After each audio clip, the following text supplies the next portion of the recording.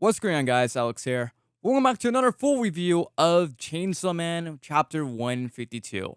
There are a lot of things that happened in this chapter that I don't see a lot of people discussing online, but starting from the very beginning, we get a full shot of Denji in his Chainsaw Man form in the current art style after not seeing Denji be Chainsaw Man for almost 2 years, and it does hit very different, but not in a good way. Because if you look at how the panel is drawn, it seems like it's meant to parallel when Denji opened the door to Aki, who at that point was no longer Aki but a shell of his former self, who was now a vessel of the Gun Devil, becoming the thing that he hated the most, and committed the same atrocities the Gun Devil did until Denji put him down. And this is exactly what happens to Denji in this chapter, with the twist being that yes, he's able to become Chainsaw Man again, but he becomes a devil metaphorically instead of a human being, something that he has always been afraid of not being ever since the first part of the series. Denji likes being Chainsaw Man, but he doesn't want to lose his humanity along the way of being Chainsaw Man. In the next panel, we see random civilians around the area notice this fight is about to go down, and some of them are running away, while some people are saying that it's the Chainsaw Man wannabe, not realizing that this is the real Chainsaw Man, with the ultimate telltale sign being that, well, Chainsaw Man has a chainsaw-shaped head, and the phonies that we saw get turned into Chainsaw Man by the Fire Devil in the previous chapters didn't even have that trait. Another one is actually reporting the incident to the authorities, so in a few chapters we could see that public safety is going to show up and try to fight against Denji, possibly even trying to kill him. Because you have to remember, public safety always wanted Chainsaw Man out of the picture, but just because of all the problems he was causing. And the fact that he wasn't in their control like some of the other hybrids that we see like Kwangxi and the Katana Man. But now that the world is in fear of him and his name has been thrown in the mud, they would have enough justification to kill him without getting major flack from the civilian population that viewed him as a superhero. With how unhinged and fragile Denji's mental state is right now, it's clear that if they were to try and go against him, Denji would outright slaughter them. In the next panel, we see the Spear Hybrid drove Fumiko to the side as he and Mirai are about to get ready to face off against Chainsaw Man. And a nice detail I noticed is while we're reading this is how both of them are missing their clothes that Crunchy cut off when they fought against her. And before this fight can go down, Nayuta begs Denji that they would be able to make a run for it before things get any worse. But Denji tells her to get out of the way so she wouldn't get hurt, and a woman grabs Nayuta and pushes her away. And as this is going down, Denji is thinking to himself that he's the worst. They burned down my home and my pets inside of it. And in the next panel, even though this all happens, he feels overjoyed because he can finally be Chainsaw Man. Of course, Denji doesn't necessarily mean this. I mean, he's just so broken from the level of trauma that he's experienced throughout his entire life. He's fully embracing the one piece of safety he has left, while also embracing his self-hatred, his depression, and is pretty much having a full-on mental breakdown. That's when the fight kicks off with the Sword and Whip Hybrid rushing him, which they fail at miserably, and the Spear Hybrid launching up in the air, using his signature spear attack, throwing it and hitting Denji in the back, which is actually the same attack he used against Pochita in part 1, and with Denji, it seemingly does work. This is when the Spear Hybrid begins to taunt Denji for going easy on them. What Denji does leaves other two hybrids speechless and everyone in shock because Denji cuts himself in half, freeing himself from the Spear Hybrid and begins to absolutely butcher him and actually begins to proceed to eat him, paying off to a piece of dialogue that Asa said at the beginning of part 2 when she was actually speaking about Chainsaw Man with Denji. Eat people? No way. And in the first place, doesn't he eat people too? He's a devil. Okay, even if he did it, it was just the one time.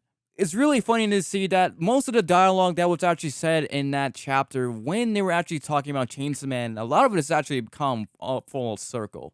While Denji is actually eating devils like Makima and the Falling Devil, this is the first time we've ever seen him actually eat a human, which shows how deranged Denji has become, but also how smart he is. Because Denji knows that if he were to eat the hybrid devil's heart, which is sort of the source of their devil powers, that would theoretically kill them with the hybrid being unable to regenerate themselves, being separated from their human host. And the Whip Hybrid, who's spooked by what she just witnessed, is going in to try and save her comrade, but Denji is able to regenerate fast enough to blitz her, cutting her leg off. And as Denji is just going in on the Whip Hybrid, who's begging Suko to help her, This really does show how skilled Denji actually is in comparison to a lot of the other hybrids who, for the most part, up until they were recruited by Makima against their will, with the exceptions of Kwang Shi, who was a double hunter for decades, and Reza, who was a trained Soviet assassin. They all likely lived relatively normal lives. It's like they have no real combat experience up until now. I mean, realistically, if they have trained and honed their abilities, they would likely make for a much tougher fight. Although a lot of people are saying that if that were true, why are they so weak now in comparison to part 1? Well, keep in mind, most of them got noted by Pochita in his weakened form, so they were never really that strong to begin with, that is, unless they trained. Although, a big difference between now and then is the fact that they actually have some level of emotions and self-preservation. Like, they can actually feel fear, and they're afraid of feeling pain and getting cut up, compared to part 1 when they were brainwashed by Makima to not even think about themselves and to do her bidding no matter how much it costed them. Compared to Denji, who no longer cares what happens to him and is using pain as a way to cope with the grief and the emotional pain that he's feeling at this moment. Zuko rushes in to save this Rip hybrid, but Denji blocks an initial strike and the two run at each other, with both of them being impaled, but it is very clear that Zuko took the very worst of it from being down for the count. And as this is happening, Nita screams out his Denji's name, who begins to ramble on about massages as he casually begins to cut Zuko in half. And Denji says that the thing about massages is too much force and they hurt, but there's a sweet spot where the pain turns into pleasure. And as this is going on, Nita screams out for Denji to run away with her one last time, but Denji tells Nita that she shouldn't be around them anymore, and goes on to say, "'Cause for me, where this hurts, it feels extremely good." And the chapter ends with Denji laughing, completely losing his sanity. Now, going to what Denji was saying at the end, at least the way I interpret it is, it really is just Denji saying in a Denji way, "I am in so much pain right now, so overflowed with emotions. The only way I'm able to cope with this situation is just by feeling pain." And what he said to Nayuta, he likely is saying his own true feelings about her in this moment. Like, everything that he's always felt about Nayuta is being brought out in the worst way imaginable, with Denji viewing Nayuta as an anchor weighing him down. The dialogue at the beginning of this chapter, depending on the translation in Japanese and Spanish dub, Denji is actually calling Nayuta bothersome instead of telling her to get out of the way. It's likely because Denji never wanted to actually take care of Nayuta. After all, he is a teenager, and she was the reincarnation of a person who ruined his life. It was as though Kishibe explained that Nayuta was no longer Makima, that he wanted to give someone a better life than the one he had growing up, and agreed to raise her.